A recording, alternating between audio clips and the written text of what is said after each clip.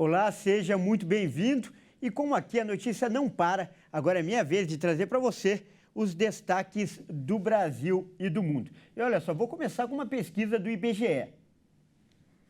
Essa pesquisa apontou que a pobreza caiu pela metade, mas ainda afeta quase um quarto dos brasileiros. O levantamento foi feito entre os anos de 2009 e 2018. Quase um em cada 4 brasileiros, ou seja, 22,3%, viviam com algum grau de pobreza entre os anos de 2017 e 2018.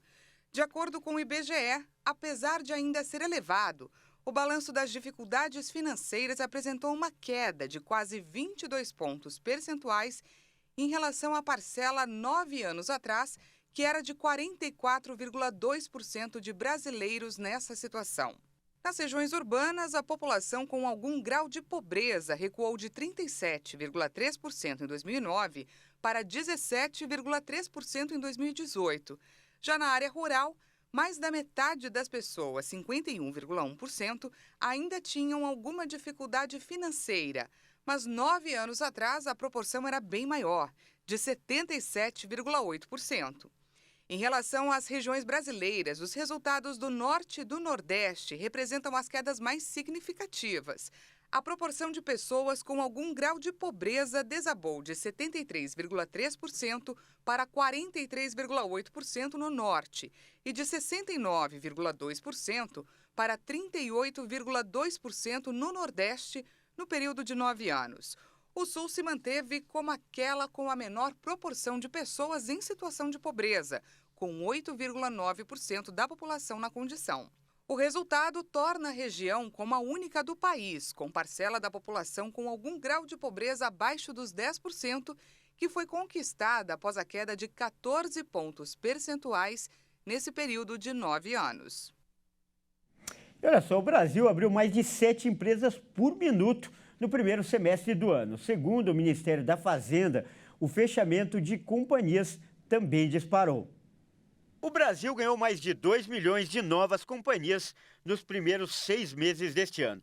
O Ministério da Fazenda informou que isso corresponde à ativação de quase 8 CNPJs, o Cadastro Nacional de Pessoa Jurídica, a cada minuto.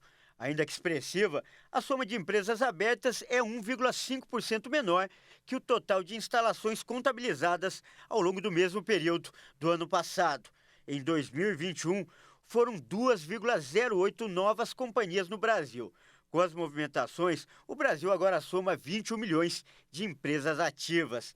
A maior parte das aberturas realizadas no primeiro semestre deste ano é referente a microempresas, que correspondem a 94%, ou 1.895.000.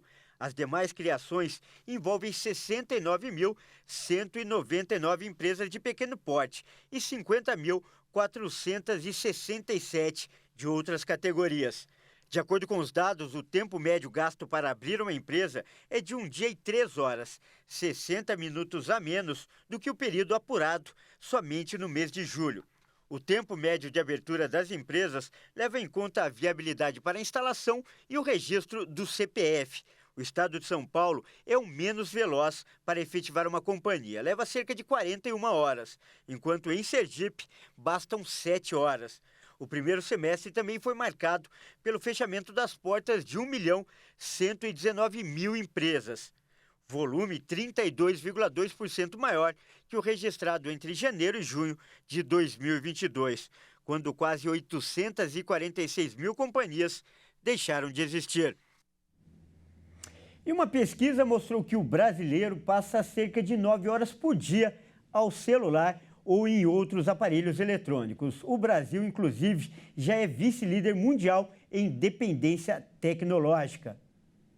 Uma pesquisa internacional feita por um site de tecnologia mostrou que os brasileiros são praticamente recordistas em tempo conectado a telas de celulares ou outros equipamentos eletrônicos. Por aqui, a população fica em média 9 horas e 32 minutos por dia utilizando esses aparelhos. O país só perde para a África do Sul, que está em primeiro lugar, com o tempo de 9 horas e 38 minutos. A média mundial para o uso de eletrônicos é de 6 horas e 37 minutos. O Japão, país que é considerado um dos mais avançados em tecnologia, vê a população utilizar os celulares por 1/3 do tempo que os brasileiros utilizam. Os jovens brasileiros começam o uso dos aparelhos com os estudos e terminam por utilizar as redes sociais. Já entre os adultos, o trabalho costuma ser o principal motivo. Mas especialistas alertam que, nas mãos de adultos, o celular pode se tornar uma dependência. Já com as crianças e adolescentes, o uso desenfreado de celulares também pode afetar o desenvolvimento do cérebro e a concentração, além de prejudicar o desenvolvimento. Por outro lado, a leitura desempenha um papel muito importante no desenvolvimento dos pequenos. O hábito de ler desde cedo ajuda a desenvolver a concentração. Vamos aos destaques internacionais. O ex-presidente dos Estados Unidos, Donald Trump, compareceu nesta quinta-feira a uma prisão de Atlanta para se entregar às autoridades do estado da Geórgia. Trump é acusado de tentar manipular as eleições de 2020. Foi divulgada nesta quinta-feira a mugshot de Donald Trump. Essa é a foto de identificação de pessoas que são fichadas na justiça. Até agora, Trump havia conseguido evitar esse tipo de foto nas ocasiões anteriores em que se apresentou às autoridades. Mas desta vez foi tratado como qualquer outra pessoa. O líder republicano, de 77 anos, foi fichado na prisão do condado de Fulton, em Atlanta, no estado da Geórgia. Durante uma sessão que durou menos de 30 minutos, Trump, de 77 anos, foi formalmente acusado de 13 acusações, entre elas associação criminosa e conspiração. Mas foi uma detenção breve, já que Trump aceitou pagar fiança. O valor foi de $200 mil, o que corresponde a R$976 mil. O republicano foi acusado de tentar alterar o resultado das eleições presidenciais de 2020. É sua quarta acusação criminal, enquanto busca a reeleição para a Casa Branca. Em declarações após sua prisão, Trump, favorito à nomeação presidencial republicana de 2024, disse que era um dia muito triste para os Estados Unidos e acusou seus oponentes democratas de interferência eleitoral. O que aconteceu aqui é uma paródia da justiça. Eu não fiz nada de errado, afirmou Trump. A foto policial histórica do ex-presidente, olhando para a câmera com o rosto rígido e a testa franzida, foi publicada também na rede social do magnata, a Truth Social. Junto estava escrito: interferência eleitoral e nunca se renda. E olha só, o último fim de semana de agosto terá avanço de uma frente fria. 4 estados estão sob alerta amarelo, que significa perigo potencial para brusca queda de temperatura. Aquele inverno com cara de verão, com temperaturas batendo a casa dos 34 graus, aqui na Grande São Paulo deu uma trégua. E para os próximos dias, prepare guarda-chuva e o casaco. O veranico em meio ao inverno termina nesta sexta-feira, segundo o Instituto Nacional de Meteorologia, INMET. No início da noite deve ser registrada a menor temperatura do dia. Há condições de chuva até ao anoitecer, especialmente no litoral paulista, onde será frequente por vários dias consecutivos. É a chegada de uma frente fria. Essa frente fria vai trazer bastante chuva, principalmente no litoral, e com bastante nebulosidade. Então, isso já vai fazer com que a temperatura caia, pelo menos aí no leste de São Paulo. Agora, o que acontece? Atrás dessa frente fria tem um ar mais frio, ou seja, uma massa de ar mais frio. E isso vai fazer com que essas temperaturas realmente despenquem aí para o final de semana. Para esse sábado, domingo e segunda, a temperatura vai ficar muito baixa, principalmente aí no leste, onde a máxima para sábado e domingo, aí na capital, vai ficar em torno de 18 graus, talvez até 17 no domingo.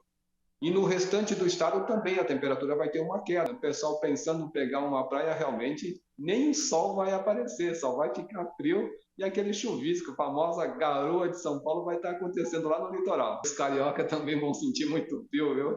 Estão acostumados a pegar ali praia como foi pego essa semana, com temperatura lá na casa dos 37, 38 graus. A temperatura também vai cair lá em média 10, 12 graus, então eles também vão sentir muito frio para esse final de semana. Com o avanço das instabilidades, os ventos voltam a ganhar força no estado de São Paulo, com rajadas variando entre 40 e 65 km por hora.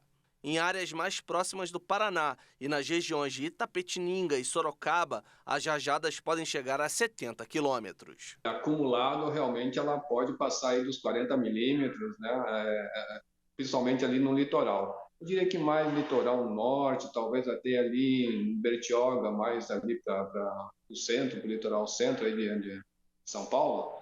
Então, ali é que pode receber um pouco mais, assim, volumes maior de chuva. Até segunda ou terça-feira esse frio ainda permanece, mas depois já começa a se elevar a temperatura novamente, começando já pelo interior de São Paulo. Além de São Paulo, outros 3 estados estão em alerta amarelo para rajadas de vento, baixas temperaturas e chuva: Santa Catarina, Rio Grande do Sul e Rio de Janeiro. É isso aí, muito obrigado pela sua companhia e continue ligado em nossa programação. Até mais!